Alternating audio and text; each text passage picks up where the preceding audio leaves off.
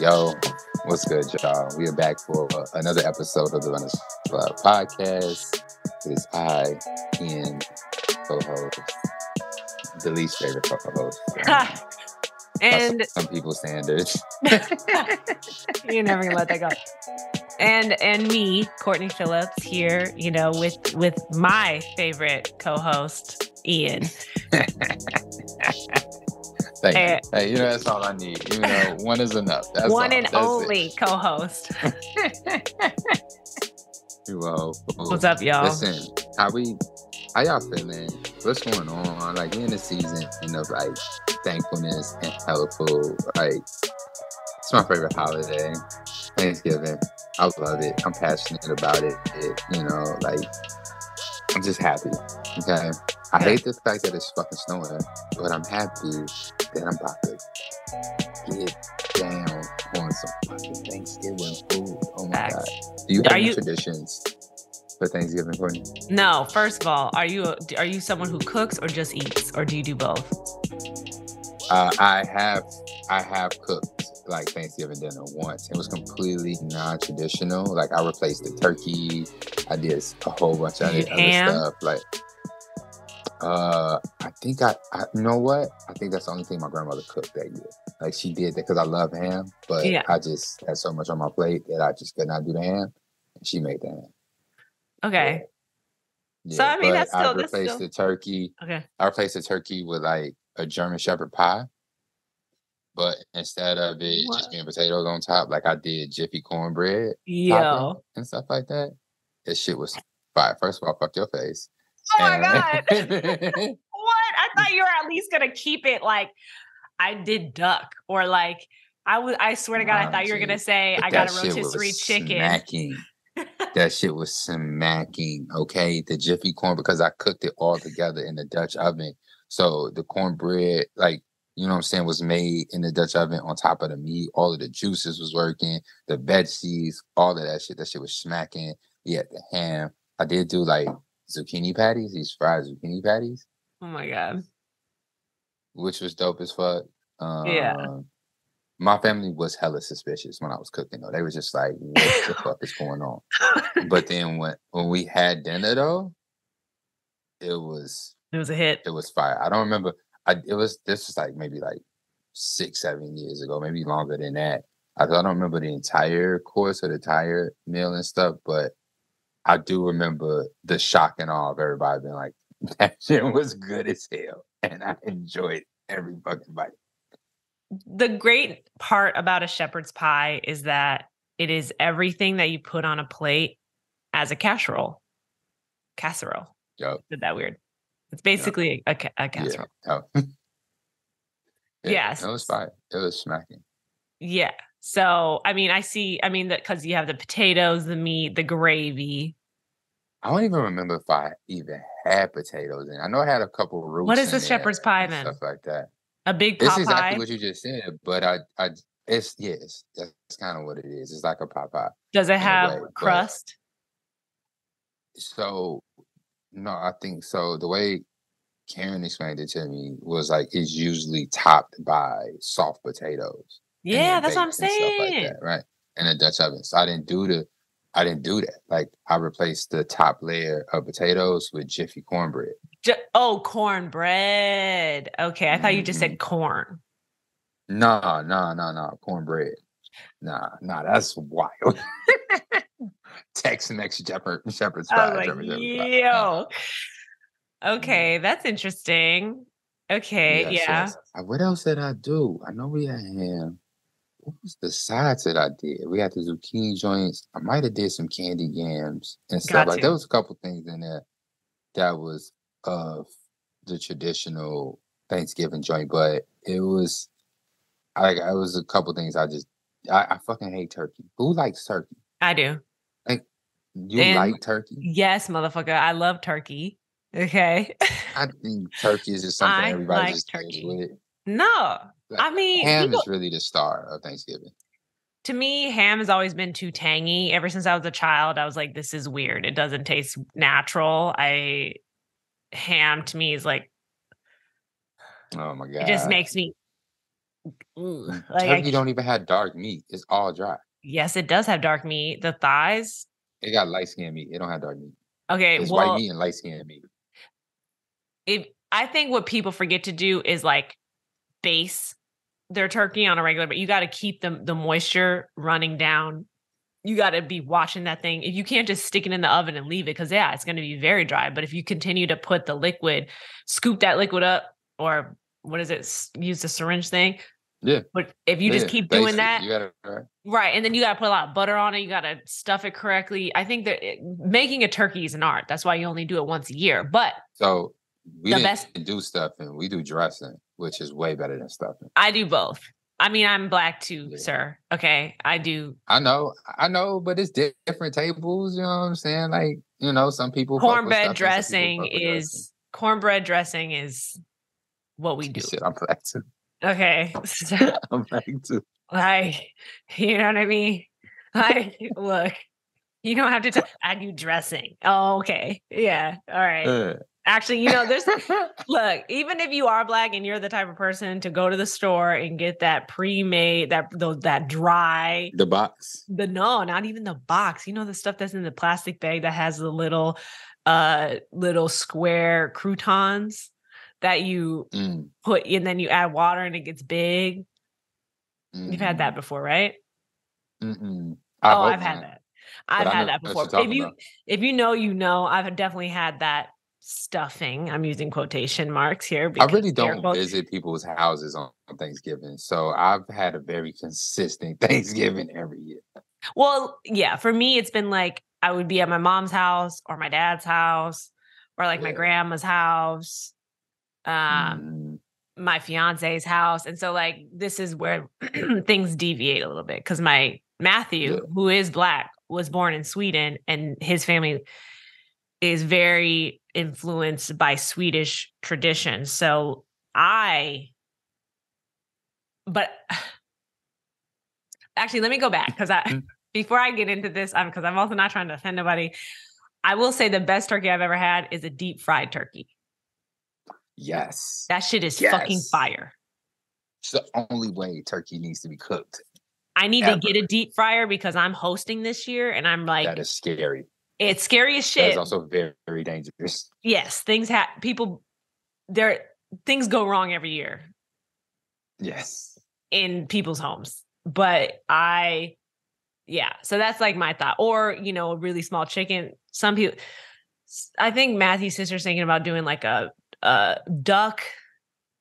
I don't know if I want duck. Duck is very fatty. I mean, if you like dark meat, duck is basically all dark meat. Yeah. It's fatty and dark. Ducks are fire. Ducks are fire. So I'm not fully convinced that I want duck for Thanksgiving. But I'm open to it. I mean, but like the turkey, I just feel like the turkey is the centerpiece of the Thanksgiving dinner, but it's just also the least favorite across the board. Like there's so many other things happening on that table that is really, really dope and stuff. Like the sides are the real MVP of Thanksgiving and stuff like that. So cool. Let's fry the turkey. I'm down for fried turkey every single year. Okay. But make sure the macaroni good. Make sure the yams is hit. And make sure the okra is proper. You know what I'm saying? Like, I should do okra. You should do okra. That sounds really... I would do fried okra though. Nah. For Thanksgiving, I like it. I like it gooey. Yeah, Thanksgiving. Yeah. What is wrong with you? It pairs so well with the cranberry sauce and the dressing. It just hit. Yes. You gotta have it the way we supposed to have it. Fried okra is the white man's way of breaking up the black family. You're a liar. Yeah. That's what it is. Fried turning this ancestral food into monosaturated fatty food that is clogging your arteries and sending you to early grave. You have anything else to add to that? Podcast. Nah, I fuck with fried okra, but not on Thanksgiving.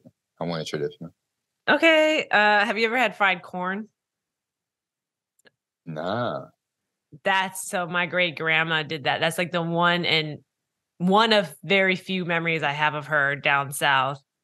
She made me fried corn and she just cut it off the cob and then Mm, she put some like flour in there with like butter and some seasoning. Shit's mm, delicious. mm, mm. But I've never done that for like Thanksgiving. I do, yeah, the yams. Okay.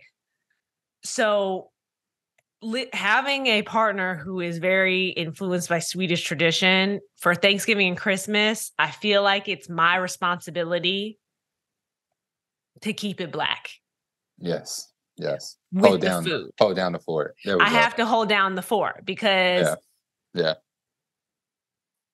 What's the most Swedish thing he's ever tried to bring to Thanksgiving? it's not even like him. Okay, so When I mean him, I mean like the whole unit over there.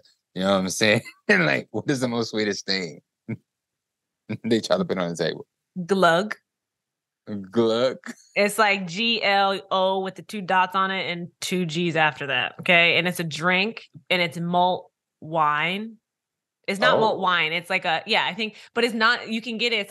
It's like a thing that you add to red wine and it's warm. And then you put like a stick of cinnamon in there.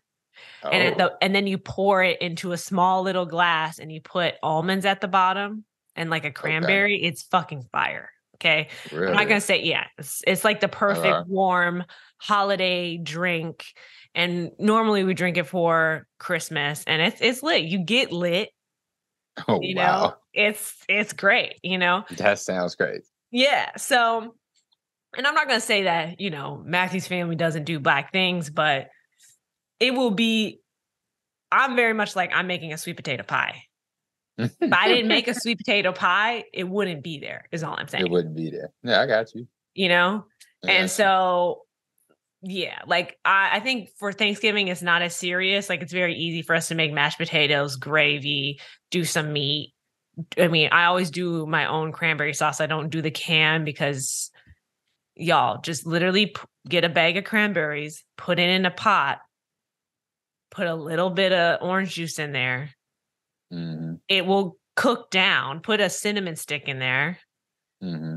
And I don't know if you need water or not, and some sugar, and you have cranberry sauce. It literally takes like 30 minutes. That's what I'm gonna miss. That this is my first year without my granny. Because I would usually have 2 Thanksgivings. One was with my grandfather's family, and then one with granny. Yeah. And like I'm gonna miss her homemade cranberry sauce. I don't know if my mom knows how to make it. She probably does, but it's on the back of the bag, right? And but grannies, they always do a little something. You know what I'm saying? A little something extra. You feel me? They go behind the back with it. You feel me? Yeah. But like, but I will say, I am a staunch supporter of canned cranberry sauce. I fucking love that shit. That should be it, team. Okay, like I love canned cranberry sauce. That shit is consistently great. Okay, it never falters. I don't care what brand you pick up. All you gotta do is just grab a can that says cranberry sauce. It's gonna come out in that red gelatinous form, and you just slice that bitch with a butter knife. You just, you know what I'm saying? Just throw it on top of your dressing. You're good to go. It's the consistency for me. Yeah, then that's exactly it. It's the consistency that's not it for me. Okay, it's always fire, and it always tastes the same. I literally, it's like you. All I'm saying is if you want to experiment, and I'm talking to our listeners at this point, with making your own cranberry sauce, and you want to, and it will make you seem like you're really doing something, you get the bag of cranberry sauce, and on the bag, the tag has the recipe. Yeah. It'll take you, I'm telling you, it'll take you like 15, 20 minutes. If that, like no more than 30 is all I know. It's very simple. And the consistency is better. Well, what I meant when I said consistency, I wasn't talking about like how it feels, the texture of it. I was talking about how every single can, every single year tastes exactly the same. So should I be using the word continuity, like the continuity of cranberry sauce, canned cranberry sauce? It's consistent in flavor. Yes. I fucking love it. And texture. Yes. I fucking love it. It's awesome. But don't get me wrong, love a good homemade cranberry sauce. it has its place. I enjoy it, but I am looking for that canned cranberry. I really am. Yeah. I mean, Yes. I can't knock it. One thing I do, so I know we're talking Thanksgiving, but Thanksgiving just makes me think of Christmas. And one thing I really love to do, which I'll probably test it out a couple recipes now, like I love doing the desserts. I'm definitely into baking. I love making the pies. Last year for Christmas, I did sweet potato, pecan, and pecan pie. But I do a pecan sweet potato, like with a little bit of sweet potato in there.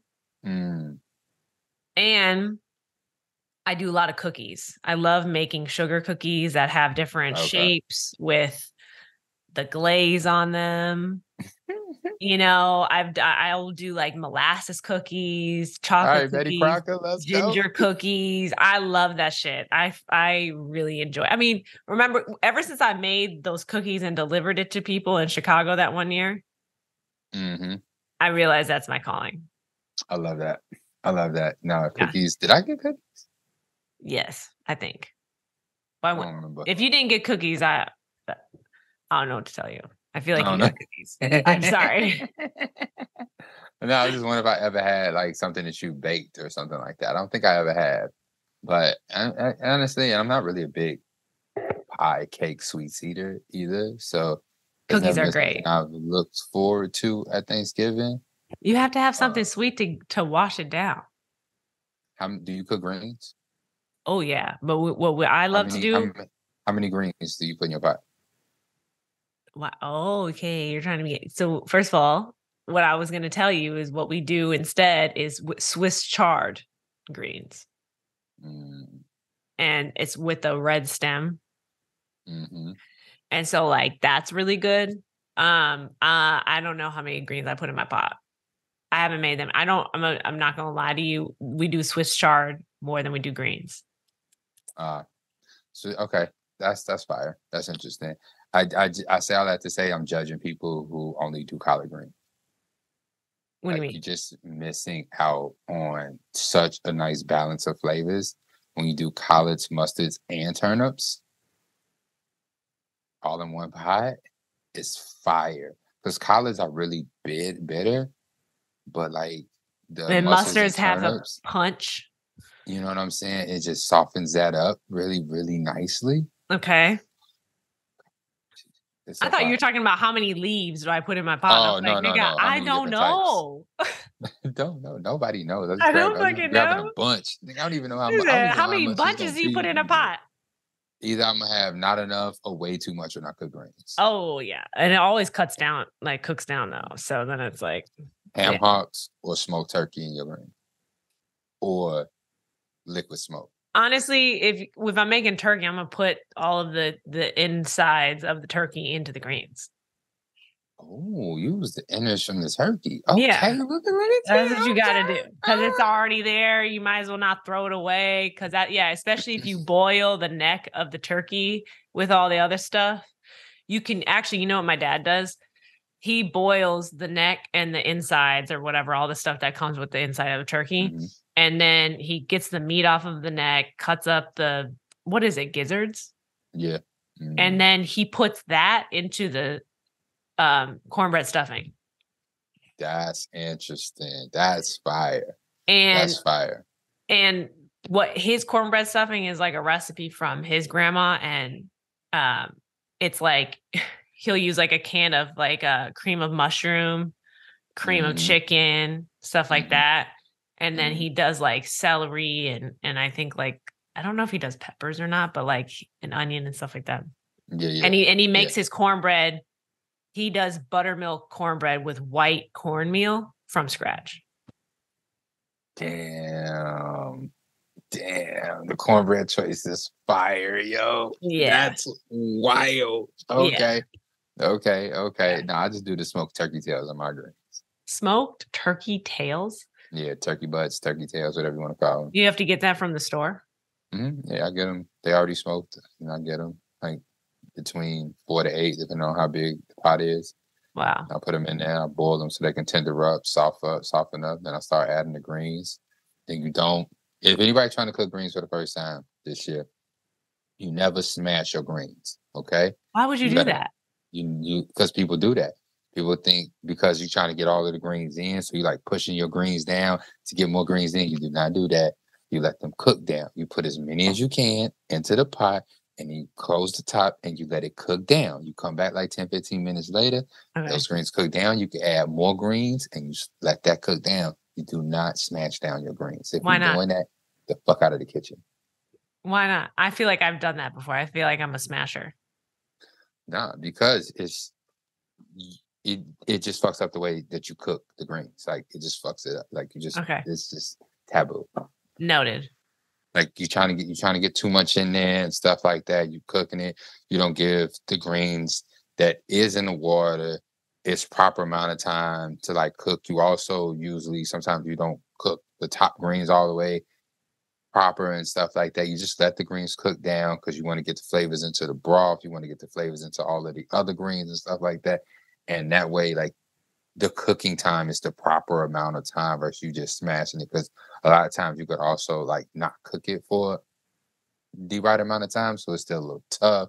The flavors on in there from the juice and things like that. So also just letting it slowly cook down just gives the time for everything to percolate properly.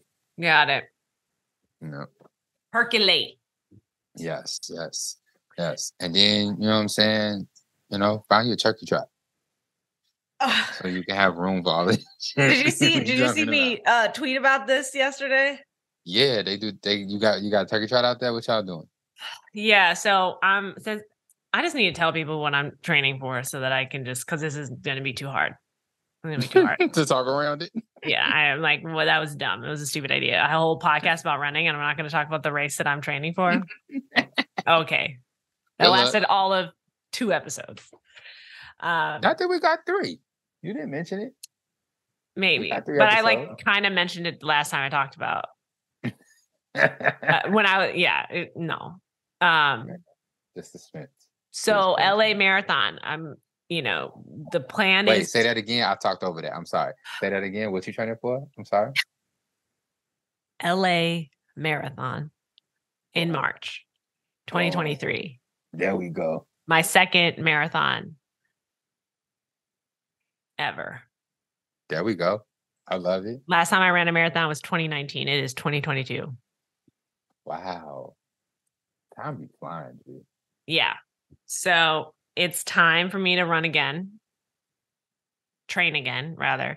And Coach Robin is coaching me because, I hope she understands how much I appreciate her. I hope she understands how much we all dearly appreciate her. Like, she's fucking amazing. How is it going with you not being here in the city? It's going well. I mean, again, like she uses Training Peaks and she was training me for HT. She trained me for the last part of HTC when I was in LA. She also was training me for the 50K that I didn't do, So like we never really see each other. Like, and I was running trails with her in Chicago for like a short period of time. So like the whole time of her training me has always been like, it always has felt long distance because I don't like go and talk to her in person a lot. Like, okay. It's a lot of like Zoom conversations and FaceTime. Okay. So yeah, like, and I'm fine with it. The turkey trot is what I'm trying to get to. She's like, so, because I was supposed to get to 20 miles a week before starting training. Did I do that? No, I didn't do that. No. So, but I have been going to the gym and I've been doing Pilates, so I feel stronger. It's helpful, but my endurance is definitely not there yet. Right. So she was definitely like, you might be feeling very strong, but don't like push it with the running because those two things haven't caught up to each other. They're not in the same place. So that's just, generally good for anybody to know. But she was like, yeah. She was like, she's like, is there a turkey trot that you can do where you can just do a time trial? And I was like, oh, so you racing the turkey trot? Let's go. She wants me to race a turkey trot. That is hilarious. I literally hit up Matthew. I texted him and I was like, you trying to do a turkey trot with me? And he was like, sure. That's his response was, sure. And so I'm like, okay. And so I was just like, oh, great. Now I'm like, do I even want you there? I mean, I do, but at the same time, I'm like, I needed a little bit more enthusiasm. Like, I need something. yeah, Like, baby, let's do this. literally just sure, no period, nothing, just no exclamation point. That's all. That's fellas. That's it. That's it. It's punctuation. You ain't even got to add more words. Just change the punctuation. I do it all the time. Just change the punctuation. Literally, it's if it perfect. was exclamation point, I would have sure. And it's so easy because they can't see your face. So they don't even know that you was actually really, really busy doing something and stuff. And they think you was just like waiting for that text message. Pro tip. There you go. Ian, you're on to something, okay? Because it does matter. So yeah, now I'm like, okay, we're about to become that family because I mean, I know his sister's not going to run because she's not a runner, and I'm pretty sure her fiance is not going to run. But when we have kids and we like, you know what I mean? It's like, once I do this turkey trot, I already know I'm going to want to do it again next year. Oh, shit. I'm going to have August this year for Thanksgiving. We should sign up for a turkey trot so we could be that family out there. There we go. Let's fucking go. Because I mean, it's also like giving content too. Like we've been talking, and I'm just being transparent with y'all because we are in this is an intimate relationship. We're right. It's y'all and us, okay? Right. We're in an age of creating content. We are content creators. We make a whole ass podcast. Mm-hmm. You're here with us, listening to us, whatever. So it's like, and it's about running. And so it's like, I'll speak for myself. I also feel the need to make running content in general. Yeah. Like, it's just, is what I'm already making it with this podcast. So it's like, I love it. I love the opportunity because also I think creating content inspires other people to do stuff. We watch YouTube channels for a reason. I watch YouTube channels and my favorite thing on YouTube right now is watching like this one girl that lives in Minnesota who bought this cabin. She you've heard this 1,000 times, Ian, but for those who are just hearing, she literally bought a cabin and builds everything herself. She chops her own wood. She built her own deck. She built all sorts of shit. Like, she replaced her furnace. She replaced, you know what I mean? She does all this stuff that's like super handy and uses power tools and shit. And it's like, I love watching people do stuff. So it's the same thing. And it inspires me to want to do things myself. So It's the same with running. And this turkey trot, I think, is the beginning of something because it's an easy way I think the turkey trot is just such a great, because it's like a lot. Also, when your family comes and visits and you're like, you know what we should do? A motherfucking turkey trot. Okay. You can walk that bitch. Like, Matt, like your sister-in-law and her guy, like they can run, walk it. Like they can have like some fucking eggnog and rum. Like, you know what I'm saying? And y'all at the end, like, it ain't beautiful out there. It's vibes. Right. Exactly. It's about to be 75 degrees. Like, hell yeah. It's fine. So I'm actually very excited, but I'm going with a mission. I can't fuck around. I need to warm up. I need to stretch. I'm going to do a carb load, maybe even, like, you know what I mean? I can't be playing. Topping off the electrolytes. Yeah, I'm here for a reason. I need to, because what's your time goal? I'm not even going to, no, I'll tell you what it is when after. Maybe I'll tell you. I don't know. There's an upside and downside to this. We need your bib so we can track you. The upside and downside to this is because Robin doesn't play around. And sometimes I be fucking around. I be fucking around a lot. And I think as much as I want to be a faster runner, I also will try to like not go as fast so that I don't get pushed as hard. So like, I'm going to really try. I think because there might be a point in the turkey trot where I really try. And then I'll think like, maybe if you went slower, then your workouts won't be as intense during training season, you know? Cause like everything is going to be based off of this 5K. Right. For the most part. Right. And so I don't know. We're just gonna have to see. Let's fucking go. No, you do not hold back, first and foremost. Don't. What's the point? What are we holding back for? Right. Like, go out there and fucking die. And then eat. Turkey try. But everybody's like out there, like with their families. Let's do it. Like, I'm just fucking right. just bobbing and weaving, just going at it. You know what I'm saying? Like, you know what? Don't even don't even have Matthew's family run. Just have them at the mile 1.5 for a drop bottle. Right. And throw my shit. Right. Give me my or grab nigga. Right. Give my water. Exactly. Exactly. Yes. Intense race. Right. So you know what I'm saying? 3-inch shorts, tank top, alpha flies, glasses. Just in the corral, just bouncing. Just people be like, bobbing and weaving motherfucking strollers and shit. Oh my God. Oh, I wish I was there for this. Yo. Oh, please. Please. You need to go. Like, this is like Boston Marathon. Fucking Zoom flies and shit. This. Yes.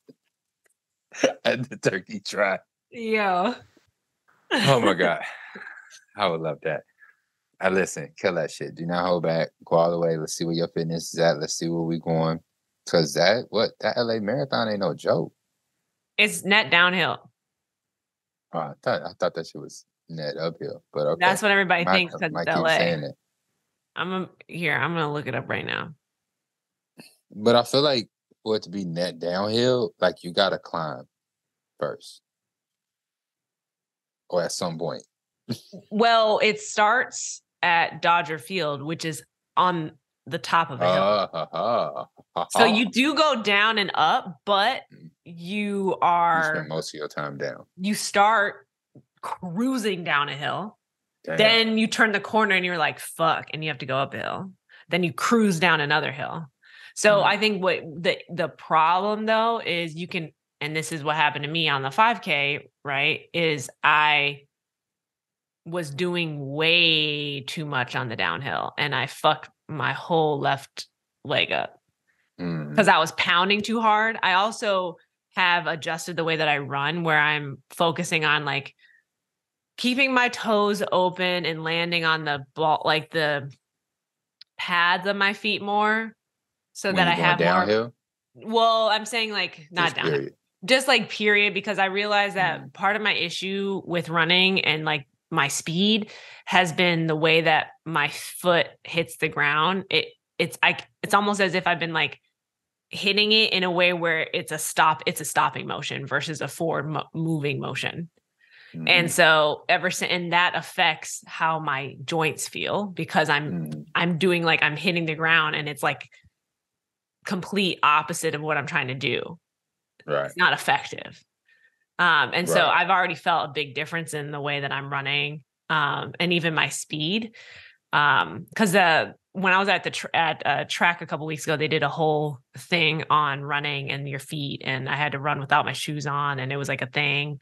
But I need things explained to me thoroughly. I'm one of those people where it's like people have told me that you need big toe strength. People have told me all these things, but I'm like, I physically need someone to tell me, like, if you want to be most effective in your run, this is where you should be low-key landing. Obviously, everyone has a different form, and different form is okay. But it's like the way that whole hour was broken down in understanding effective running, I get it. You get it now. And so you're implementing that. Yeah. And I don't know how many times people have tried to tell me that, but like it wasn't told to me in that way. You know? Oh, this is why I love you, man. Like it's hilarious. Like, yeah, I've been told this like 1,000,001 times. But it had to be specifically this way. That is hilarious. Yeah, I think I'm a very unique type of learner, I'm realizing. Okay.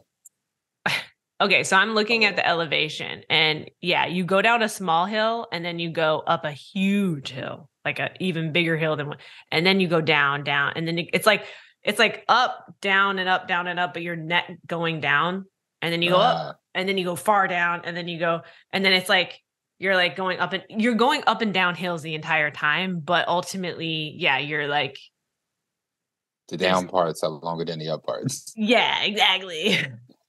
That's wild. Yeah. So yeah, these terms are so freaking like what's the word I'm looking for? Misleading. Because I think maybe Toronto might have been net downhill and stuff. But when you were climbing, you were climbing. Yeah. And the motherfuckers hills, they don't stop. Like there's hills in LA where I'm like, if I had to race that, I would definitely walk. Mm-hmm. There's no way. No.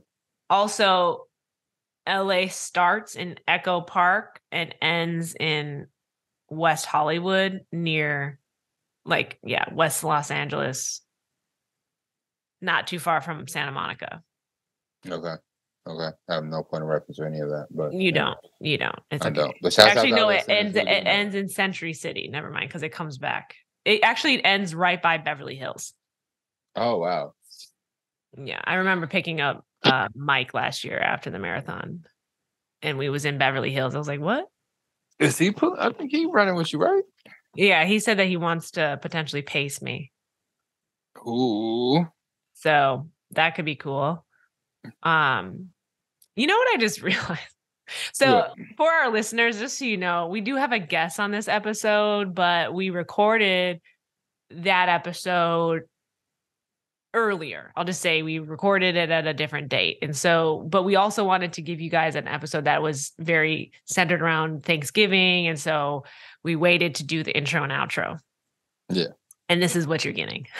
Yes. How about wait, before you go to your next point, how about we just use this space to just let's put the interview right here. Yep. Okay, let's do that right now. So, okay, you guys are going to get the interview like right here at this point by the most illustrious, okay, Davey from Tortugas. All right, like he pulling up, he gonna give us a lot of background, history, and a lot of love about Tortugas. So that's what you're gonna hear. And then what's gonna happen is this weird moment right after the interview where all of a sudden we're talking about the same shit we're talking about right now. Again. Okay, we're gonna pick this conversation right back up in roughly 45 minutes to an hour. Okay. We'll see you there. So we have a special guest today. And I don't even know the proper way to introduce you today. I just know that I admire your work. I love that you're new to the scene, and ultimately, I feel like this is a additional welcome into the running family. So, welcome, Davey. 2000%. Definitely not new to the scene. Okay, my bad. New to my scene of understanding. Yeah, I've been definitely correct me. Pandemic, I've been around. He said, "I've been around." He said, "I'm not new." He said, "I've been holding it down. I've been holding down the back of the pack, and I love it." Yeah. You know what I'm saying? Like that's where I first met Davey. I want to say I probably met you before, but the most notable time when I met you was doing the what's it called? Find Your Path? When Project they was doing Fearless. the training for the half. Yeah, Project Fearless. When was that? That was last year? Yeah, I was right. That was like right before they shut down the city for the pandemic because it was like COVID was happening around us. Yeah. It was like 3 weeks. It only was like 3 weeks. Yeah. Okay, see, I think the pandemic has me in a time warp because I remember that. Yeah. That was like it was fun. It was like 50 something people doing it and stuff like that. I think I was like a quote unquote captain for that, but it was cool as hell. But then all of a sudden, the COVID walls closed in on us, and Nike decided like we can't do this no more. Let's shut it down. Nope. And that's where I first met Davey, and so that's why I first saw Davey's grit. Like I can't quote you because my memory don't go by that far. But these are your words. Like, I'm not supposed to be here. Like, I'm not. Like, this shit sucks, but I'm gonna finish this shit. Yeah, that's it. And that was the energy. But but hold on 1 second though. When I'm saying new to the scene, I'm talking about when was Tortugas started? It was started in my head around that time. Right, but when did it actually pop off? Like, when did you actually do your... October 3rd of last year. Okay, all right. Yeah, nigga, you knew. No. Yeah. October 3rd of last year. Like, I love it though. Like actually being a part of Project Fearless was like, yo, like why am I here? Like, I'm still by myself. Right. I'm in this big ass group, but I'm still by myself. Mm-hmm. So it's like, what made you sign up for it? So I actually started running with Hood Running Club, and they used to meet on Cermak and Damon, and that's like right by my grandma's house. I was like looking for something to like keep me active on the weekends, and like at the time, Healthy Hood had like different classes for like $5, but like the only thing that fit my schedule, because I used to work second shift, was the Run Club on Saturday mornings. And I was like, well, I guess I'm gonna join a Run Club. Like, but like I joined because the flyer was like walk, jog, run. So I was like, all right, I could do any of those. So it started off with me just, Healthy Hood was lit. Yeah, at that time, Healthy Hood was like everything. They had the whole week, Saturday, Sunday through Saturday. Monday through Friday. I think that was started by what's her name? Ziovia. I hope I'm saying it wrong. I'm saying it right, but I think it was started by a trainer named Ziovia, and she was just like had like all week just different shit lined up, and it was super affordable. Like I said, like $5 under $10. It was $5. I think $5 for every single thing that they had going on and stuff. I think it was held in a basement of a church or something like that. Helped me out. It was they had like it was like basically the basement of the church. Yeah, but it was fire. It was fire. But you started running there, and then how did you get from there to the Nike Fearless joint? So the Run Club stopped like around December, like the winter time, and whatever. I was still like running at the track on my school, like the indoor track, and like just trying to like keep a base or whatever. And the girl that used to run the Run Club, her name was King Marie, the DJ. She sends me a DM one day. She's like, "Here, fill us out." And it was an application for Project Fearless, and like I didn't know what I was getting myself into, and like I filled it out, and I got accepted, and I was just like, "Wow, like this is like." It was pretty cool, you know what I mean? Like being around a space like that, like them giving you like hundreds of dollars on like free gear, and like wow, like giving you access to things that like I never had access to before. Yeah, and she was part of it too, right? Who? Oh yeah, King Marie. Yeah, she was. Yeah. King Marie, she dope. Yeah, for sure.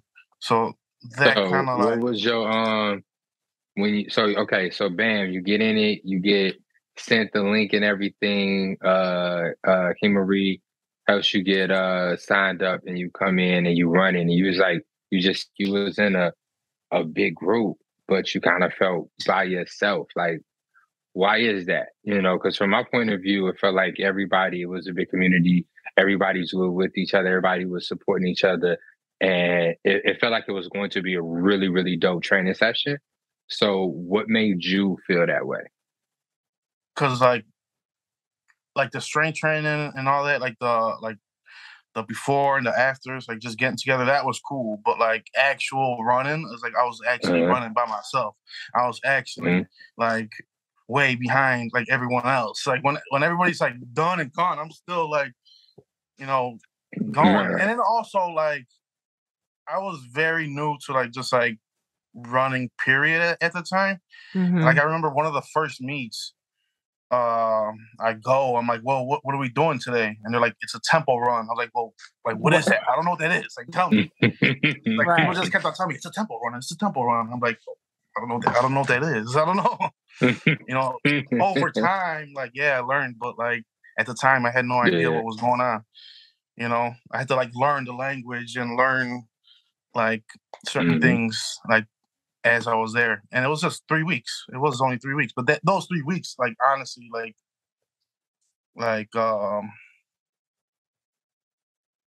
it just put something in me that I wanted to put in someone else, Yeah. Like I wanted to give the same experience to like other people that maybe never have been in spaces like that. Well, and I think too, like, before we hopped on here, like you had mentioned that you were also running, like you work at a school, right? So then like you had like a challenge with your like other like, colleagues and I feel like that came even before the Fearless Project, right? Or no? It came like around the same time. Okay. And like it just happened. It was just like it just happened to be around the same time, and it was just like perfect. I was like, all right, fuck it, I need to be active, so might as well like sign up for this thing as well, and like actually get like access to coaches and like meal plans and all that. So that was pretty cool. So you needed to be active. What? If something was going on at your job or something? Like okay, so like at my job, we like everybody put in $100 and was like, all right, like, shit. Like by the end of the semester, like whoever wins takes home $1,000. Okay. So, like, but what was what did you have to do? Lose weight. Whoever lost like the most weight or whatever. Like yeah. So it's just like I was like, all right, I guess I'm grinding. Like I was pushing 400, so I was like, all right, let's go, come on. And like my coworker was training to be a cop, and like we're just like working out together. We're just like working out together. He's an athlete, so he knew like what he was doing. Yeah.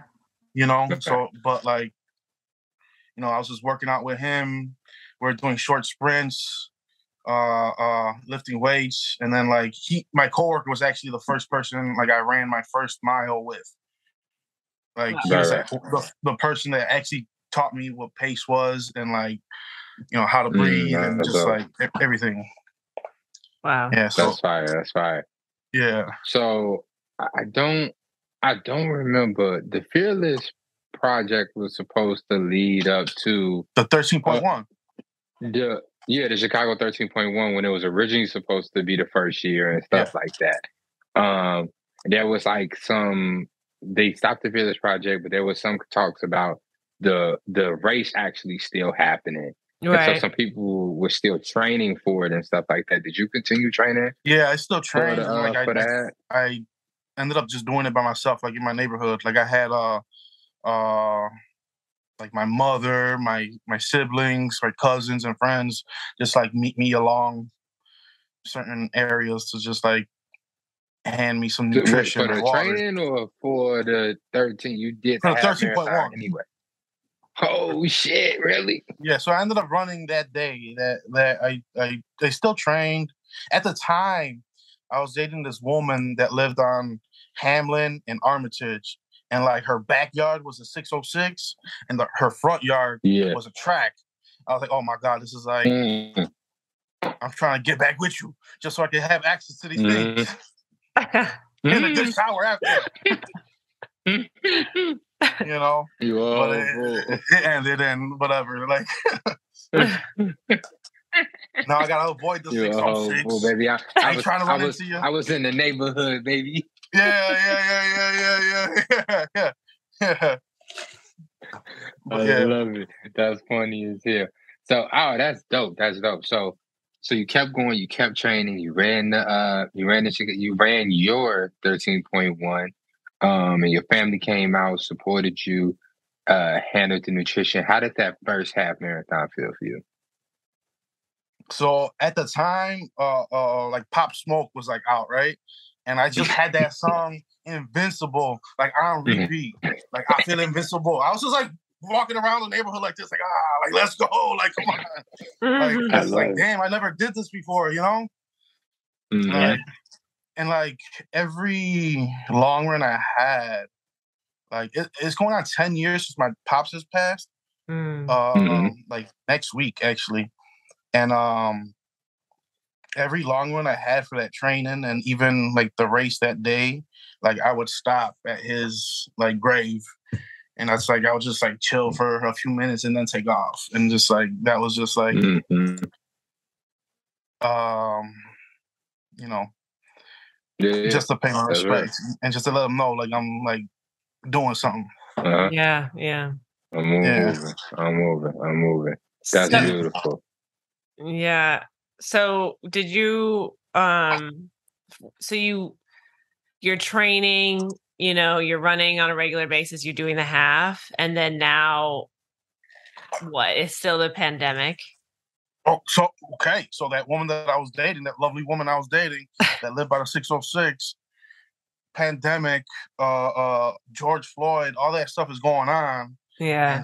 And she like kind of like, you know, goes through her own thing and just like, yo, like I can't even give you me if like all this other shit's like happening, you know, like she just had her own stuff that she had to take care of. So the everybody had revelations during the pandemic. Yeah. So the relationship ended, but then like so did my running and my training. I like stopped. I just stopped. And then fast forward a couple more years, right? I started dating this other woman, and then she ghosted me. Dang. She ghosted me. Yeah. So when she ghosted me, I was thinking of like, when was I my happiest? When was I my best? And I was like, when I was training for this half. And I was like, well, I'm going to get back into running. And then I was like, and as I'm going through this, as I'm going through this, I was like, all right, let me like unfollow all these rappers and like, let me follow all the run clubs again. And like, you know, let me just like get my mind right. Right. And at the time, it was like the beginning of this podcast. Yeah. Like, because we hit a year around the marathon, so that's 2021. Yeah. So I was like, you know what? I'm gonna give this podcast a listen. And then Ian's telling a story how he like was talking to some woman, and like she was telling him that she was a slower runner and she gets like, you know, discouraged to go to run clubs. And then you say in the podcast, it was like a random episode. I didn't even listen to it like in order. And like Ian says, like, yo, fam, like there are people like you need to start that run club. And like when I heard that, like I knew you were talking about me, and I was like, all right, like I guess I'm starting that run club. And so that's like the day I said, you know what, like all right, I'm gonna make a flyer. I already had the logo for like 2 years. Wow. You know. And then I just this wasn't no new thought for Davey. I remember Davey coming by the store and us sitting either like at the door or on the curb talking about this run club, this concept he wanted to do and stuff like that. And I was like, bro, like this should be lit if you did it. Like it's way more people who need what you're offering that I feel like needed what I was offering. And stuff like that. Like there's a lot more new runners in our community who is doing their first mile, their first 2 miles, or trying to build up to running and stuff like that. And so when you told me the idea, and I'm pretty sure I'm not the only person you had the conversation with, but when you told me the idea, I was like, bro, like that shit gonna bust. Like that's gonna pop. Like that's exactly what we need. But I feel like majority of the run crews outside of Tortugas and Peace Runners, we welcome people in. We create a safe space. Well, I would say a lot of the Black and Brown run crews that have recently popped up in the last 5 years. Those who I'm speaking about particularly. Like we create a safe space for our runners, but they're for runners. Whereas Tortugas and even Peace Run, it's like y'all are for people who maybe don't run but want to get into running. And I like that's the difference. And I like that's what I was speaking to that day on that episode. Was like, bruh, like it's people out here every single day who will not come to Gumbo, who will not come to 7 on Sundays, or might pop out one time and they swear to God they feel intimidated. They need a space like what you create, like what Tortugas has. So I'm like, I'm happy as hell that you like started that up. So like when you hit an episode, how long does it take you to actually have that first run? It was like 5 days later. It was like, all right, like I'm gonna post it and that's it. Like, you know what I mean? Like I already had, like I'm telling you, I was selling T-shirts, I was selling merch and I had the logo just sitting in, you know, just waiting, just because it was just like an idea, and I just didn't want it to like go away. Like, I was just like, I want to do this, like, but I'm kind of like afraid to do this. But then when that girl ghosted me, I was like, well, fuck you. Like, what the hell? Like, I was happy when I was running. I just want to start running again, you know? Yeah. I know. Finding your piece. You feel me? Yeah. Yeah. And then when I heard... So I heard that podcast, that episode. And then, like, the same day, I get a package from Tim. And it was just all like, oh, yes, I got to hit the streets. I got to hit the streets. Tim sending me packages. The universe is talking. He is telling me to start this run club. Let's go. It's time. I took too much time off. You know? I love it. Yeah. So how did you feel? How did you feel that first day? Oh, like the first day that we met, the run club? Yeah. I was like pissed. I was like, what the fuck? It's like my sister's here all hungover, my brother-in-law and my cousin and like a friend. You know what I mean? I love it. My sister's like throwing up. I love it. You know? To this day, like my brother-in-law is like, oh, have you told people that I'm the co-founder? Or like, you know, like like you tell people I'm the OG? I love it. Like I was like, nah, I don't. I love it. No. I love it. I love it. But I mean, and I believe we was talking about that at on an episode that you referencing. Like, bro, this shit starts off like with just you. Like, luckily I had Aaron and Craig who started with us, but it was literally the three of us for. Like outside of one of our run homies popping in every so once in a while, it was mostly the three of us meeting up for probably like about a year, like at least 6 to 8 months. Well, it was just like three of us running and stuff like that. And I mean, I think that's also cool that like your family showed up on the first day, and that's something that I feel like is a theme that I have noticed throughout. Like me starting to come to Tortugas and stuff like that, like is very family oriented. You know what I'm saying? Like the people who love you and they're supporting you through this endeavor and stuff like that. Like my family has not come out to like anything. You know what I'm saying? Like, nothing. My dad didn't even come to when I ran a marathon. You know what I'm saying? And it's like that, and it's not saying anything bad about them. They love hearing the stories. They love supporting, but like your family is involved in a very tangible way, and I think that that's part of what's special about Tortugas. Yeah, and it's crazy because like my brother just got his application approved for the marathon, and my sister signed up for the half. So it's like, what the hell? Like, damn, like y'all doing it now too. Let's go. Let's go. Just to let y'all know I'm sitting this one out though. All right, I'm not doing the half. I'm not doing full this year. And I'm cheering. Right, gonna set up the cheer station for you. Right, I'll pop some, you know what I mean, confetti. But yeah. I love that. So how long do you feel like it took to grow past just the people who knew Davey? Like, because I feel like you've met a lot of new people who you didn't know prior to Tortugas. How long did it take to go from just your family to like the community joining? Probably. We started in October. I would say April. By April was like we got like a stranger, and then the next week it was like 2 strangers, and then like we had like 15 people one week. We're like, oh shit, like one of the homies that was running with me since day one. Like I remember him texting me. He's like, "You're onto something here. Let's go. Come on. Like you're onto something. Like whatever you're doing, it's working. Because it ain't just us anymore. Because before we used to take a route, like we would just run straight down 16th Street. And 16th Street, there's no stop signs, there's no lights. You know what I mean? So it's like kind of a dangerous route.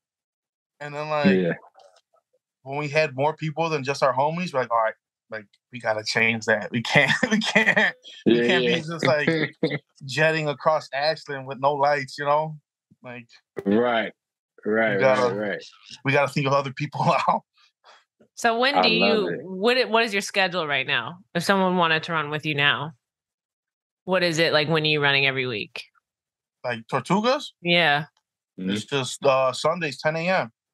Where? Harrison Park on 18th and Wolcott. Right. Okay. And so then like I also noticed too that even if you're not running, you'll go out to breakfast. You'll still give an opportunity for people to like meet up. Are you running through the winter? Did you run through the winter when you started in October? So actually, we're talking about that now, actually, right? Yeah. But last year we did yoga for runners in my cousin's yoga studio. And it was just like a way for like both of us to like work on our brains, like both of us to support each other. Yeah. But like also get some exposure, And that was last winter? Yeah. We did it like it was basically just February. Okay. So we ran January, and in February we did yoga, and then March we're back outside. Yeah. March is back outside. I love it. So, but y'all considering running through the winter this year? Because now there's a bigger group, and like now people are asking for it. Yeah. But I think we'll give them that option. I love it. We're gonna give them options for sure. Because there's some people that just don't want to. Boom, boom. So okay, you started your running journey pre-pandemic, right before everything hit and stuff like that, before everything shut down, and you got here. But from my understanding, Tortugas Run Club has had an even earlier beginning than that. Can we talk about the history of Tortugas Run Club, the brand itself? Well, not too much. There's not too much history, but it was legit just like my mother and her sisters, and like my sister, because my sister's older than me. They would do 5Ks together, and they would like register as a team as Las Tortugas. So like that's was really cute. Like when I was thinking about starting the run club, like I was like, what do I want to name like a slower paced like run group? Like what do I want to name it? And then like I'm going through the family photo album, and I come across the picture. I'm like, oh shit, like that's easy. That's easy. Keep it in the family. I've seen the photos, bro. They had jackets. Wow. Yeah, it's just like, it's just easy. That's it. I'm just gonna use that name and run with it, and just like make it cooler. As soon as I saw like that picture, like I DM'd this artist. I'm like, yo, I was like, I need a logo, and I need it like Brooklyn Nets meets 90s Raptors. Let's go. Like that's what I want. I love it. So you come from a family that's been running, been active. No. But you said that your family. But Las Tortugas, that's like, I mean, if they created a team and they're running, I feel like they weren't running. They were just like walking. I mean, they was getting active. If they're even signing up for a 5K, that says a lot to me. Bill Bowerman said you got to body you an athlete. Yeah. Your moms and them was lit. Lit. They had team jackets, trailblazing, right? Making a path for you. I think they were just getting together just to talk shit. That's it. Right. Yeah. That's it. That's all they were doing. They weren't. Hey, bro. Whatever the motivation is, bro, just talking get pace for sure. Let's conversation pace, gossip pace. Let's go. We love conversation pace. That's the new pace. That's so the new pace. Was your dad active too as well, or like did he participate or like go out and watch them? Like, has your family been like supporting these races when they would like sign up and stuff? Nah, like honestly, like growing up as a kid, like we wouldn't go to those. Like it was just like my mom and like her sisters. Yeah. But like my dad, that's like this is where like Tortugas now comes in, right? Like it's going on 10 years since he passed. Mm-hmm. But like the reason why we meet where we meet, because it's like that's like the foundation of me and my father's relationship was at Harrison Park. Like that's like where he grew up. That's where my brother grew up. That's where I grew up. And like even on our route, right? Like we pass like the church where like I did my sacraments, where like there was weddings, there was that where my father, where I last seen my father was at that church. You know, we run past his childhood home. We run past his we run past the restaurant like where we shared our last meal together. Wow. Like it's just yeah. like this club is like a huge like dedication to him. And like even like on our logo, like the turtle's bib is his birthday. Wow. You know, like it's just a way to like keep him in. You know, even if we don't have the turtle on the shirt, we still put like a fake bib with his birthday on it. You know, and yeah, he's just like we grew up playing softball. That's why we did our softball thing with 7 on Sundays. Like whooped my ass. Yeah, Harrison Park was just a big part of my childhood.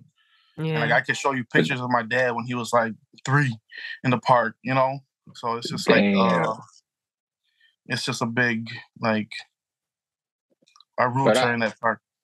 Do you think Go ahead. I'm just curious whether or not people know this. I mean, obviously people will listen to this podcast and like learn about it, but like that's really powerful. Like I talk about it, but I don't tell everybody, right? Like so people know. Exactly. If you ask, people know. Yeah. But like I haven't told the world. But like even like for Father's Day, right? Like Father's Day. Like if you met my father, like it didn't matter where you were from. Like if you ask my dad where he's from, he's gonna tell you I'm from 18th and Ashland. He wouldn't tell you I'm from Chicago. He wouldn't tell you I'm from Pilsen. He'll say I'm from 18th and Ashland. So like for Father's Day, like I had like everybody standing out in the corner and we took the picture on 18th and Ashland. That's like that was like my little Father's Day tribute to him. So it's just a lot. Wow. That's beautiful, man. It feels like it really does feel like I'm being welcomed.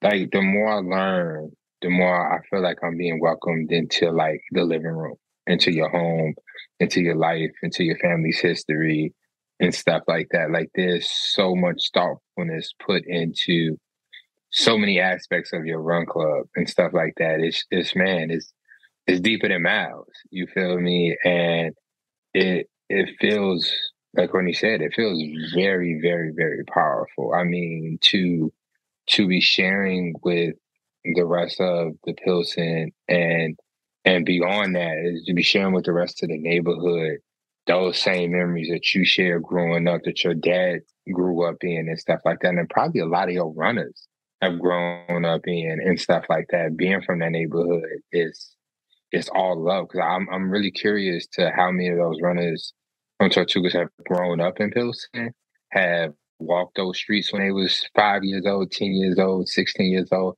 and have some of the similar stories that you have in that neighborhood where they family, was together. Yeah. How many of your runners are from the Pilsen area? Do you know? I honestly don't know. Like I'm not too sure. Honestly, a lot of them are probably like transplants. You know? like from different parts of the city, or like we get a lot of people from Detroit, from California, from like just from everywhere.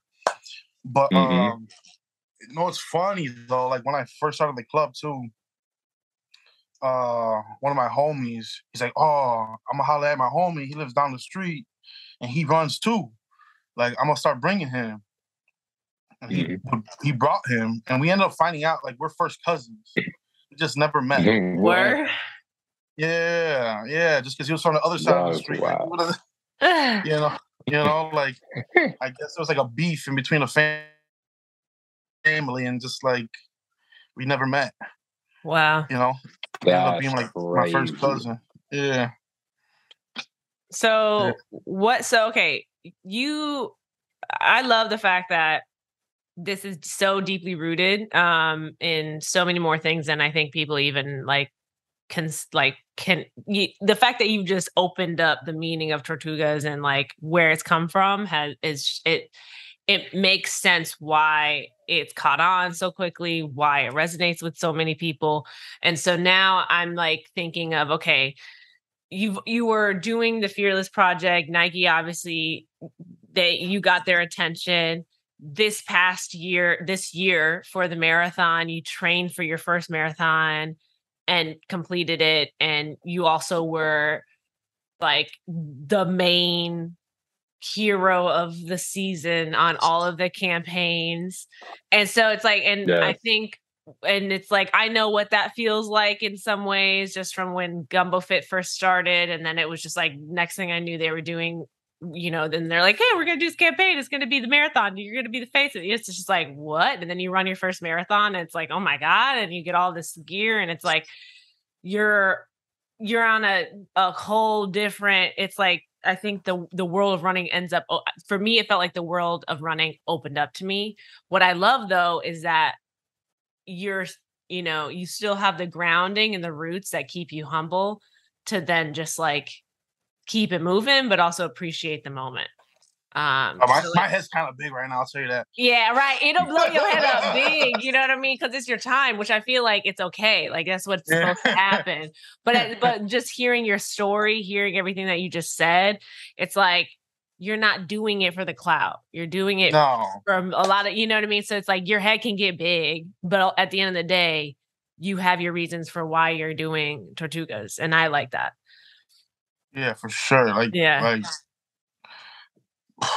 I got like other reasons too. Like it's just a lot to do with family. Like I got a cousin that was like killed like a mile away from where we meet up. I got a cousin that took his own life, and like my pops, right, who passed of kidney failure. And it's like I couldn't help. I can't help them now, but like I could probably help someone else that's like going through the same shit. You know what I mean? Yeah. Like, I'm gonna help you be active. Like help me. Maybe you won't be diabetic, right? Like you get active. Maybe you won't like be outside in the streets, like in a gang, or like maybe you just need some, What about you though? Do you feel like having this run club, having Tortugas, has that taken away from your personal goals, or do you feel like you're able to still achieve your personal fitness goals while leading this run group? Oh, honestly, it's probably helped more than anything, because now I got like a bigger support system than I could ever imagine. You know what I mean? I got people that check in and just like, make sure I'm like on my shit. I love it. Do you like feel any? Go ahead. I was gonna say, after the marathon, I didn't do nothing. I just started getting active. As one should. Yeah. Yeah, but still, like, I felt guilty, like seeing all my friends getting back to it, and I'm just like, I can't move, like, legit, like, But like now, I'm starting to get back into it, and like, my people are here to support me, so it's dope. It's a good feeling. I love it. Do you feel? I mean, okay, so you're in the first year, like you're beyond. You're into the second year, right? And so it's like, I think some of these questions are coming from the fact that Ian and I are now like 3-4 years in when it comes to leading a run club, and that question specifically from Ian is just like, we've had conversations with other run club leaders where it's just like, sometimes it becomes about the community, and then it's like you want to train for a race that might not be the Chicago Marathon, and it's difficult because it's like that's what all the focus is on, or like you're focusing so wholly on like getting someone else to the start and finish line that like it's hard. And that sometimes doesn't happen in the first year. It might happen in the year 2 or 3 or 4. And so it's just refreshing to hear like your perspective of like, no, this is like encouraging me. Cause in the beginning for me, I was like, yeah, this is keeping me on track. I'm running with folks. Cause it was still like, it was the team had grown, the group had grown, but I didn't feel the responsibility to like organize programming and like come up with new things and stuff like that, where it's like I think I personally have hit that wall. And so and this is like what I guess is I don't know if there's no question in that. It's just a comment to add to what you're talking about, and like just wishing you the best in all of that as like you continue to move forward, because it gets hard sometimes when it almost becomes your responsibility to encourage other people, and then it's like, okay, but who's encouraging me? And but then I guess that my question with that is like, what are you planning for 2023? Oh, so much. Yeah. So much. There's a lot coming. There's a lot coming that like actually we're like meeting today, like later on today, to talk about what we got going on. Good. So it's just a lot. Yeah, because I see y'all got the page for the hike club. You know what I'm saying? Like the Tortugas hiking club. Yeah. So actually that was started because like this one guy just started showing up, and one day he was like, anybody want to hit the trails? And like one of our other runners was like, we should hit the trails. I was like, you know what? Chris King wants to do the trails. Like let this guy like run all our hikes. And like, yeah, he does. He organizes all the hikes and all the trail runs, and like I just let him do his thing. Those meet up. What Chris King wants to be honest with you, it has nothing to like. I just gave him a platform, and he's freely to do like whatever with his hikes, as long as it's not one Tortugas is having an event or like another like run club is having like a big event. Yeah, you know what I mean. Yeah. Like like when Peace Runners had like the Juneteenth, I was like, nope, you're not having it on that Saturday. You know, like just like there's certain days, it's like no. You know, is that something you really take into consideration? Is other run crews programming like? I mean, it depends, right? If it's like a big event for them, yeah, for sure. But if it's just like a regular meet, and it's just like it's like. There's room for everybody for a regular meet, you know? Yeah. Because asking people to go to the trails, that's kind of a big ask, you know? Yeah. Even getting there, transportation. Yeah. So like, if you want to go, you're gonna go. Yeah. You know what I mean? I would really love just quickly to just go back and just at least get I would love for you to just recap your experience with the Nike campaign this year, because it is a big deal, and I would just love to like hear how you felt, what your experience was like. What was that like? Because if it's a moment. It was all work.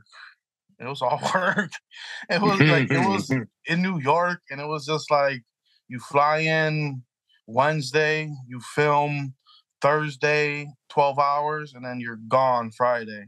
Morning, like first thing in the morning, like not even like time to like have fun. It was like like I was like talking to Tim, like, yo, I'm gonna be out there, like let's meet up or something like that. Like, nah, we couldn't even had no time to like link or nothing. So that was like the filming and all that was cool. It was all work, but it was dope, you know. Like people handling me water and like tying my own shoes and like, you know what I mean? Just putting my socks on for me. I'm like, what the hell's going on here? You know, like, what is this? what is this? I love it. Growing up, my dad used to call me King David, and I felt like one for real. But the funny part was like I was out of PTO because like our PTO renews in July, and that we filmed that in June, and I was out of it. I was out of PTO. I used it like in May. I was like, all right, cool, whatever. This came out of nowhere. This came out of left field. Right. Like I tell my boss, I'm like, yo, I need these days off, and like I'm just letting you know I'm not coming. Like I'm not coming. Like, I was like, bro, I signed a NDA, so I can't talk about it, but I'm going for a Nike ad, all right? Like, I'm gonna be in a Nike ad. He's like, shut up, you're full of shit. And then, like, it was funny because, like, when the ad came out, he was, like, watching a baseball game, and he tells me the next day at work, he's like, I saw your commercial. I was like, yeah, you did. I know you did. Oh shit! I love it. Or even that girl that ghosted me, like she was like a sneakerhead girl. I was like, I know you see me on the Nike app. I know you see me at the bus stop because I know you taking the bus. Like, come on, like you going to the beach, you see my face there too. Yes. I'm hunting you. Don't ghost me. I love it. Yeah, but also like it was also like a lot of pressure. Mm-hmm. Like to perform, to actually like finish this marathon. Yeah. Mm-hmm. Like I was like, oh shit! Like, oh my god, your finish was fucking epic. I just want you to know. We planned on wrapping up at 2:00. I've been out there since before 6 a.m. Yeah. It was no light out there. It was fucking dark as hell, and we were supposed to wrap up at 2:00. Okay, we did not wrap up until like 5 because we was waiting on King Davey to come through. So you came through, and it was just a fucking fanfare from mile 23 to the fucking finish line. Like, how did that feel to have your very own 5K, your very own entourage for that last 5K? Honestly, I remember or felt nothing at the time, to be honest with you. I was like, I was not in me. Like, my soul was gone. It was just like my body just like doing whatever. Like, it was just like whatever. The actual day I remember like very, very little. Very little. It was just like mile 10, I was like cramping hard. I was like, what the fuck, screaming. I was like, I've never cramped on a long run. You know, my heart was like racing. I'm like, what's going on? Like, I've never felt like these things before, you know? But like that started happening at like mile 10. And then like I was like, fuck, I gotta get to the half. I get to the half, and Jason Suarez was there taking pictures. Jason Suarez is like one of the Bansa boys, and that's like another reason why I like got into running. Were these guys from New York that were like heavy set and just like running with their shirts off, and like they inspired me, and just to see him like acknowledge me, like it was just that felt good. You know? Like I've been looking up to you for like 3-4 years already, you know, and like for him to like I get to the half, and I just remember him saying, "I've been waiting for y'all. You know, like that felt good. You know, love it. But I get to the half, and I just remember saying, like, I gotta get to mile 16. That's the peace runners. Yeah. He was all like, I was just like, I gotta get to mile 16, and I get to mile 16, and like Mama Hoffman gives me a hug, and she's just like, run. I'm like, okay, I'm gonna try. So I get there, and then I was just like, I gotta get to 18, because 18, that's where Coach Robin was.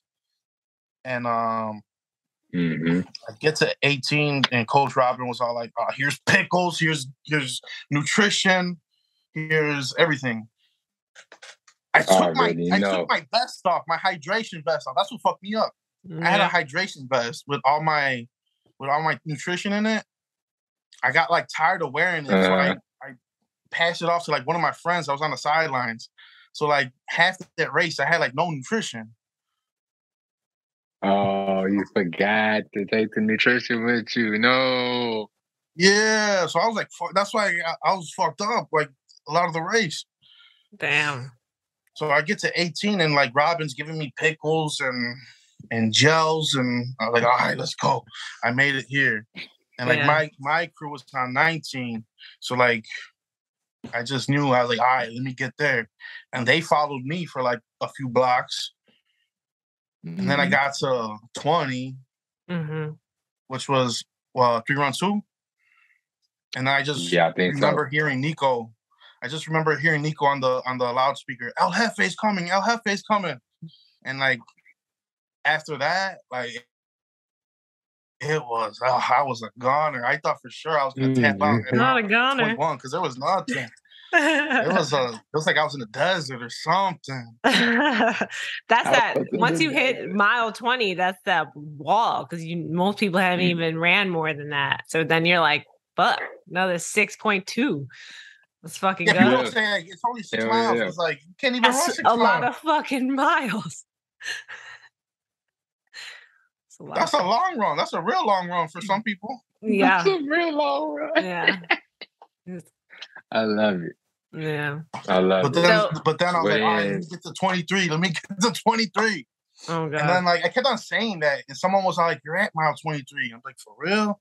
I was like, where's everybody at? We were, I feel like we were technically at mile 24. Like we were closer to mile 24 than 23. Because when I was walking down and I saw the marker for 23 and it kept coming around the loop, I was like, oh, we're like 23.5, maybe 7.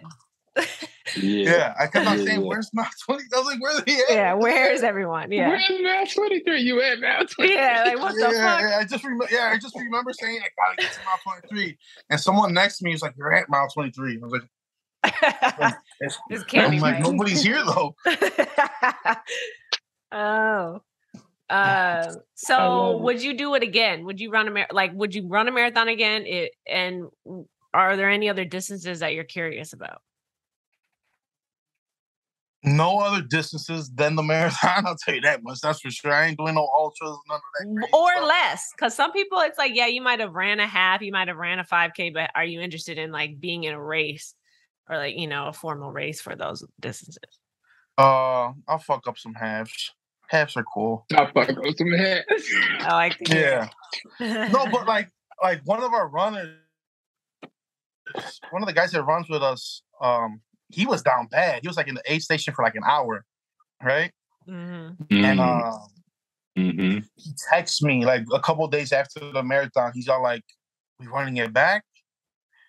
And like when he texted me that, I was just all like I was thinking about it. I was like, "Oh shit, you guys got me thinking now."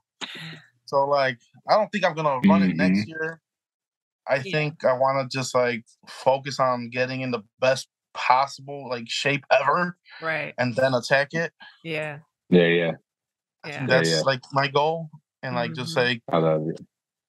Fuck up the smaller halves and everything, and just have fun with my people. 13.1. I see you.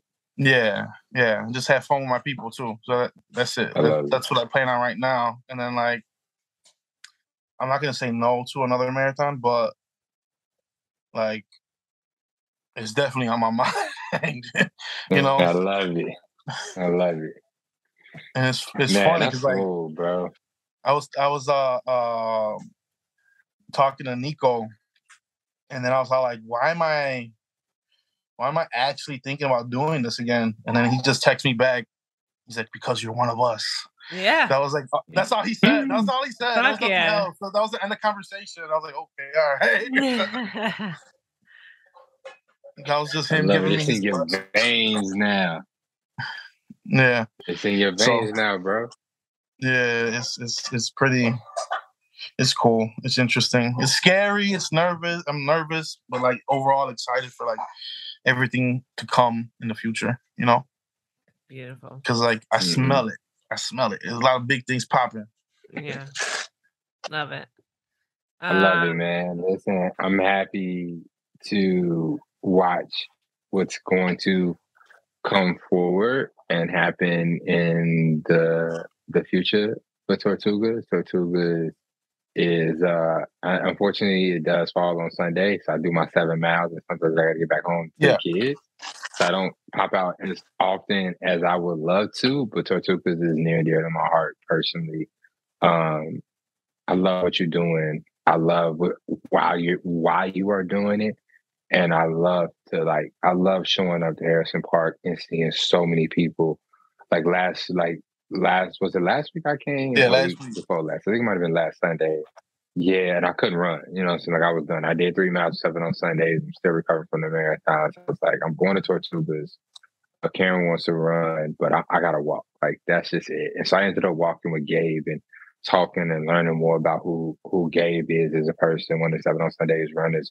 But also like I got the opportunity to see like the walkers, you know what I'm saying? The moms with the strollers and stuff like that. We're just out there putting in a 20 to 30 minutes and stuff like that. Like it's just it's man, bro, like I can't even think of a better term than for us by us. Like, you know what I'm saying? Like that's what Tortugas is. It's for the community, it's of the community. It truly is like the community that it's seeing, and that's beautiful. Yeah. Thank you. Like it's just like everything that's happening is like low key, like what I set it out to be. Yeah. Like I told myself, like this is what's gonna happen. Yeah. That's you know, this is what I want. You know? Yeah. And then even like being powered by like Nike, right? Like and to like gift like runners in a group like their first pair of like Alpha Flies or Vapor Flies or whatever. Like a lot of our people, like, you know, are working class people that live check to check and maybe can't afford to join races or like get the flyest gear, but like to be able to provide that to some people is like dope. It feels nice, you know.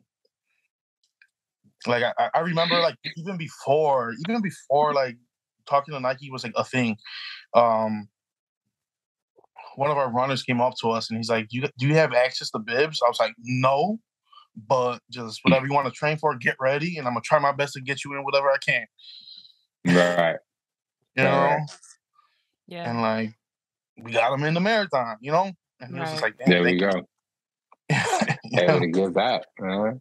Yeah. Like, that's just beautiful, bro. Listen, Courtney, do you have anything else you feel like that? No, that's everything. I mean, honestly, it's been a pleasure to just like learn about your story. And like, this is you know, we have guests on when we're like once it's over, we're like, okay, we're probably going to have to check in with you in another couple months to see how things are going. Because to your point, you have a lot planned for next year. So we're definitely going to be hitting you up, asking you to come back on to like promote your stuff, but also just talk about your experience in the second year of Tortugas. And honestly, I think I'm just excited to just continue to watch you guys grow and develop. So thank you. Yeah. Also, merch drop soon. Okay. Check the pre-order. That's what we like to hear.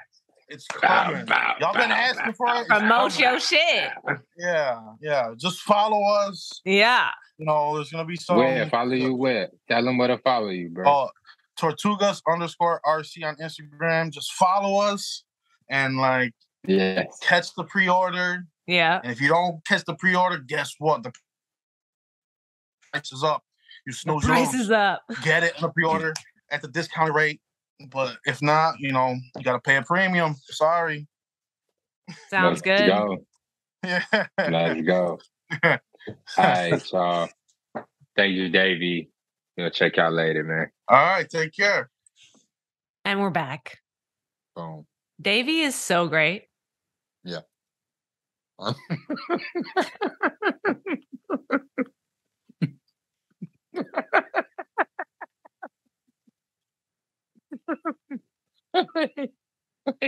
sorry. First of all, I just want to say that was a genuine excitement. It's just that this is just 2 separate times that these are recorded. We're trying our best. That is so funny.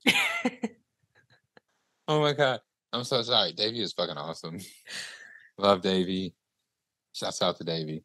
Yeah. I hope y'all enjoyed that hearing about Tortugas and hearing about his journey and his fucking family. Oh my God. Like, I didn't even lie. Like just listening to the story about, you know, him and his dad, which I've heard a few times, but even with that interview, there was a whole nother layer to it. Yeah. It was like, oh. Yeah. Like, oh. What the hell, Davey? Yeah. It was really special, man. But shouts out to Tortugas. I fuck with y'all. I love y'all. Do a better job next time. I'm recording. We're doing our best. Yes, we are. Because we're about to take, you know, we also, you know, are going to take a break around the holidays at some point. Mm-hmm. And so we're just experimenting with how to still bring you episodes. Right. You feel me? Because some people low-key be in the DMs like, yo, where's the episode at? Like, oh, yo, I've been waiting. Like, so I'm so we're sorry. trying to figure out a formula on how to continue to get y'all what you needed. You feel me? Yes. But what were we talking about? We were talking about the LA Marathon in March and how it's net downhill, but just it's actually up and down, up and down, up and down, downhill. Yeah. So, I'm genuinely, I'm looking forward to it. I really want a marathon this early next year. Matthew and I are talking about what it would look like to have our first baby.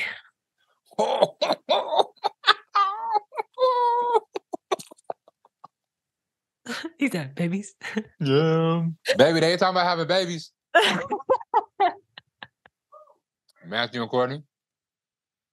Really? Yeah. My baby. Things I just bought. No. Hey, don't look at me like I'm pregnant now. No, I'm saying this is just a conversation. I know she can't hear me. No, she can hear you now. Oh, okay, yeah. Don't look at me like, yeah, this is a conversation. I'm just bringing it up because I want to get in the LA Marathon, and then I just want to get a marathon and before I get pregnant. Yeah. I'm trying to. Oh my God. You might fuck around with another Sagittarius though. Have a Sagittarius, baby. Whatever. I'm a Sagittarius. Yeah, I know. You might fuck around with you. Yeah, that would be difficult. I recommend not having the same sign as you. Yeah, no, I'm insane. So I can't imagine. I can't. Aren't you guys gonna? No. Wow, she won't let me. I'm old. She won't let me. Not I'm old. I'm old, and we have grown children. She should give me a little girl. I couldn't even imagine starting over. She should give me a little girl. 2000. Is it a start over or a continuance, or like it's like the right thing that brings everyone together? I have a 5-year-old. First of all, put some respect on his name. Which is prime. They like right there. No. Right, they need a friend. Right? No, they do not. You know, because that friend will be alone. You're not training for the next year, right? I'm training for all of my things next year. Yeah, so I'm trying to be a wind runner next year. Hell yeah, for real. You see, this is why I don't bring this up because no, keep going. We're recording our podcast, and I'm just telling y'all because I'm not gonna say it on Instagram, but I save important things for our listeners because I care about y'all and I'm trying to be transparent. But I literally on TikTok uploaded a breakdown. I had like a kind of a meltdown yesterday about just the thought of having a child because to me, because I'm 31, but I want to have kids before I'm 35. Of course. And the thought of having a child amidst like all the things that I want to do in the next 5 years, it just feels very devastating for me.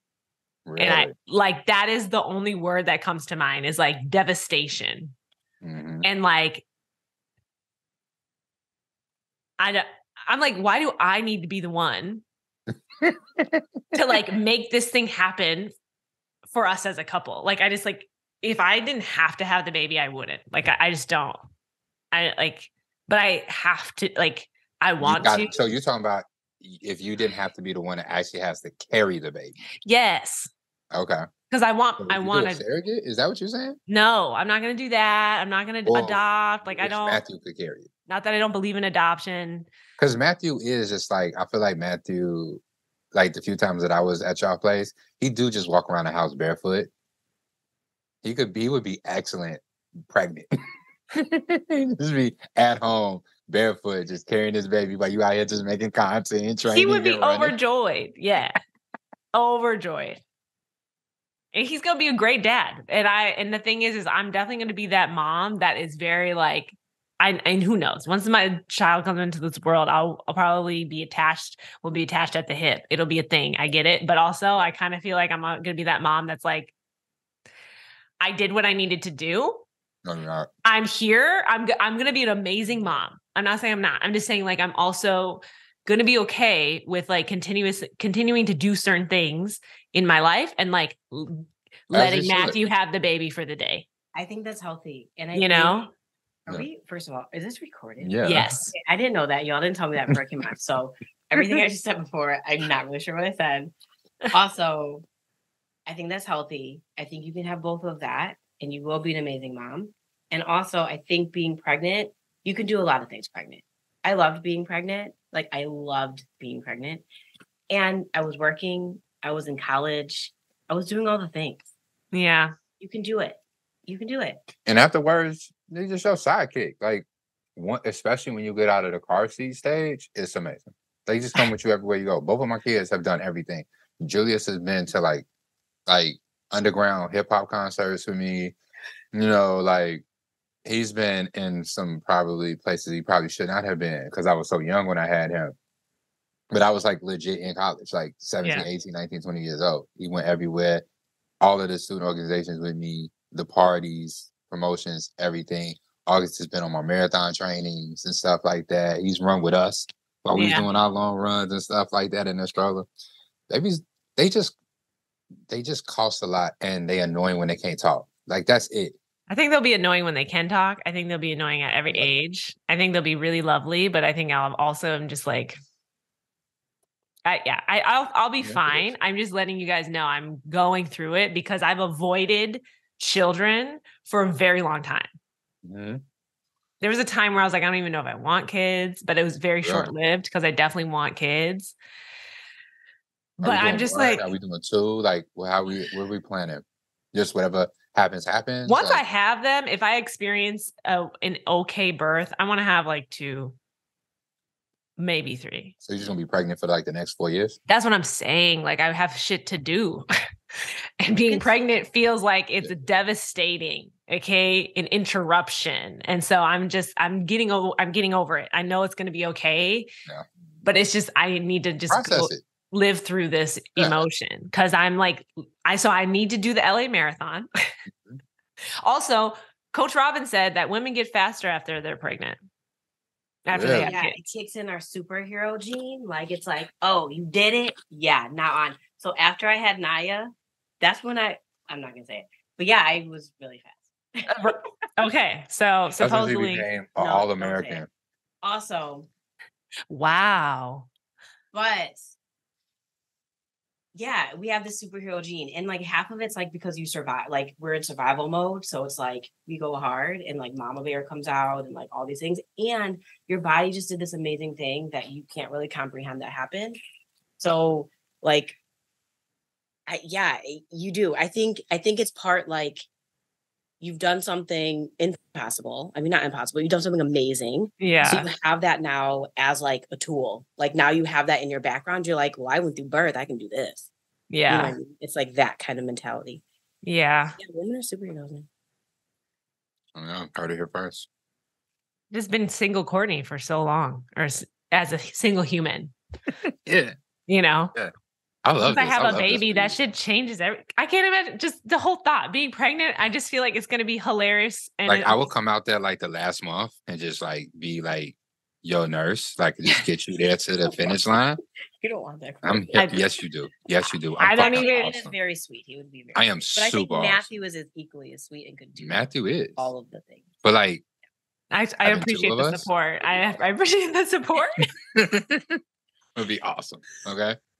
So this is why I'm trying to be transparent. This is why this is like the race that I'm doing before.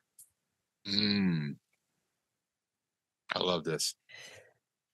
I'm really excited. Yeah, it makes me uncomfortable.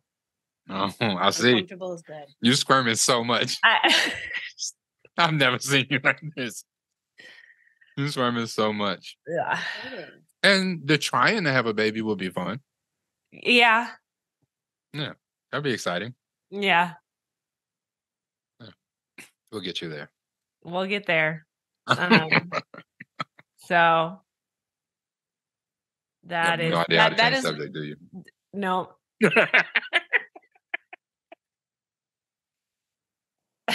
That's it. I'm very excited. Thank you for your input. It's gonna be good. Yeah, text her anytime. She's a beautiful mom, awesome person. She's like knows all of this health shit and birthing stuff. I do. I would love to be a doula. Oh, I'm gonna hit you up. I will make all the herbs and everything. Her. She got the cabinet behind me with the mirror. Like that's her herb station. Like it's like shelves of herbs and powders and elixirs. Wow. Yeah, she a witch. You know, me too. Oh, I'm sorry. No, I'm literally. I don't get offended, but I definitely. I'm with it. I like She it. said I'm pro. Very pro All right, witch.